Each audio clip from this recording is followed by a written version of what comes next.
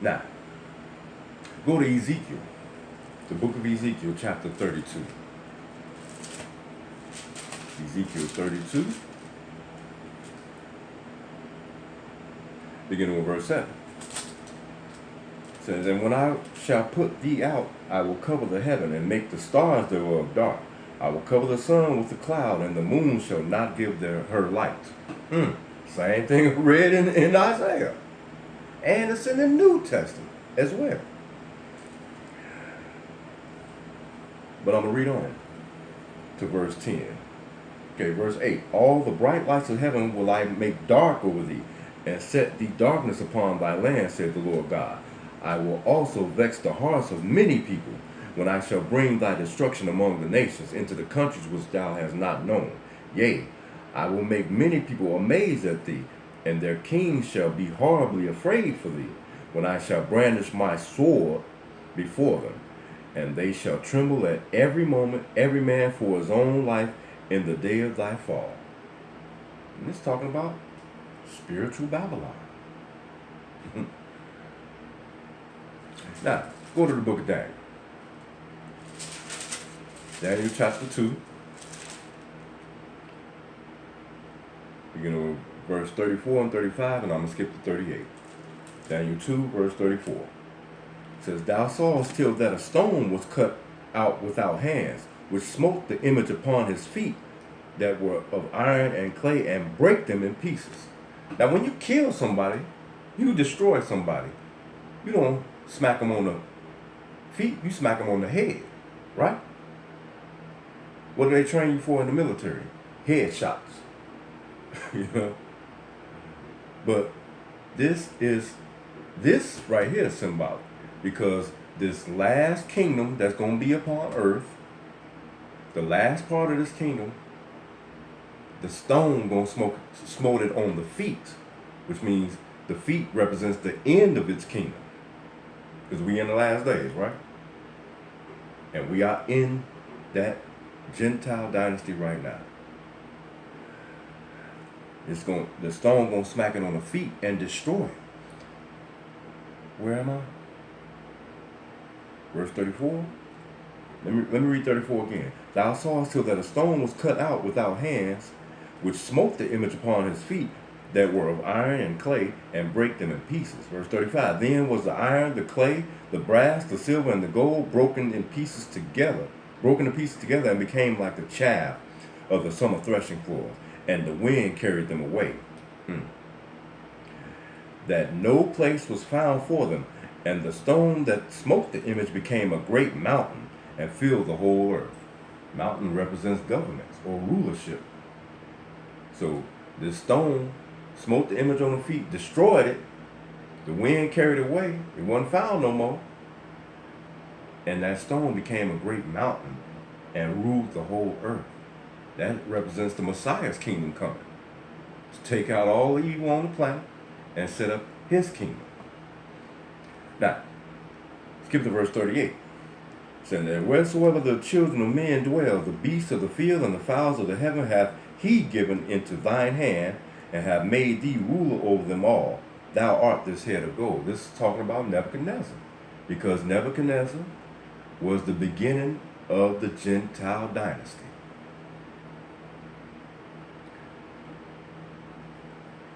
And we are still under the rulership of that Gentile dynasty right now. Because first you had the Babylonians with Nebuchadnezzar, then after him, the Medes and the Persians, with Cyrus and Darius and Artaxerxes. Then you had the Greeks, with Alexander the Great and his 4 generals. Then you had the Roman Empire. We are still under the Roman Empire today.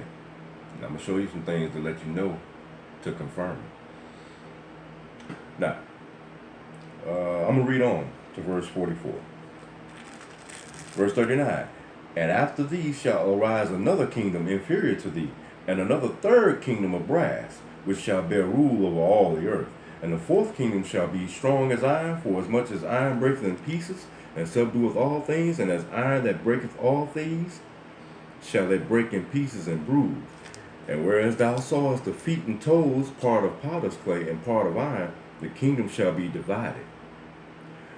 But there shall be in it of the strength of the iron, for as much as thou sawest the iron mixed with miry clay, and as the toes of the feet were part of iron and part of clay, so the kingdom shall be partly strong and partly broken. And I'm going to read you something in the book of Revelation, that this kingdom, or this beast's deadly wound, was healed, so it rose to power again. Because we in the rulership of it now, but it ain't got its full power yet. And it's different nations a part of this.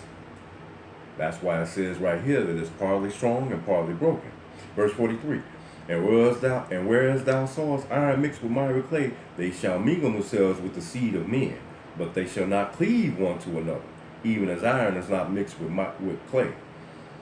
And in the days of these kings shall the God of heaven set up a kingdom, which shall never be destroyed, and the kingdom shall not be left to other people, but it shall break in pieces and consume all these kingdoms, and it shall stand forever. Whoa. Now,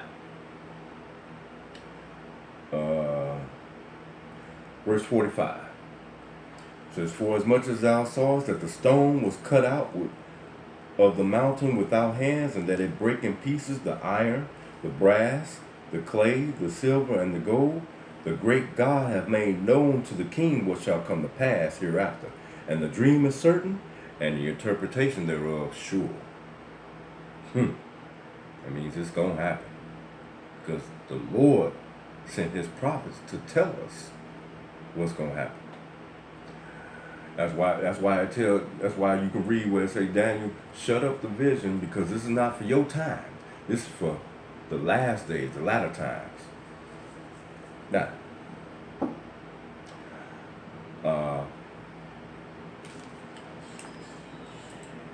I posted a link also.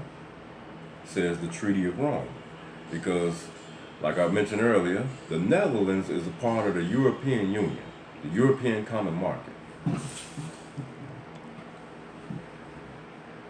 And the European Union started with this Treaty of Rome.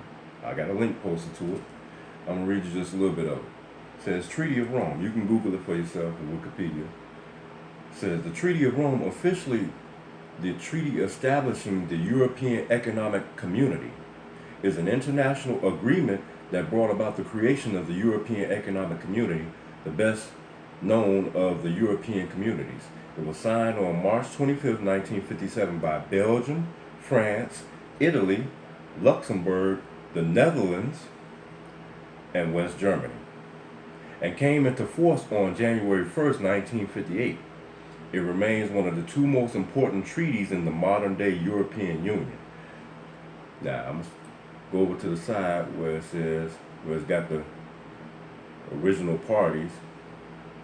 It says Treaty of Rome, treaty establishing the European Economic Community, the European Union. And when you look up the European Union, it's supposed to have harmony amongst its countries and members for peace, capital and trade and whatnot, etc., etc. And right now it's about 28 countries. Well, last year Brexit, which was the UK, wanted to back out of it, right? But out of these 28 countries, only 19 of them use the euro. In future days, according to proxy, it's going to be 10, it's going to drop down to 10, which are those 10 toes of Babylon. We're going to have full economic power over the world.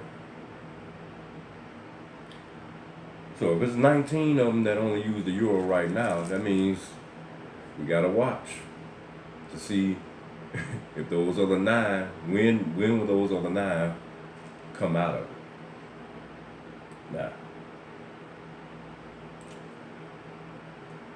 Now, okay. Says Treaty of Rome. So the treaty, this I'm showing you who it is that started this. It says the Treaty of Rome established the European Economic Community, which is the 10 toes of Babylon. So who it is Rome. They started it along with a few other countries, okay? And what? Let me get to that. It's going to have what encompasses the 10 toes of Babylon. They're going to have religious power, economic power, and military power in the future. Let's go to Daniel chapter 8. Daniel 8.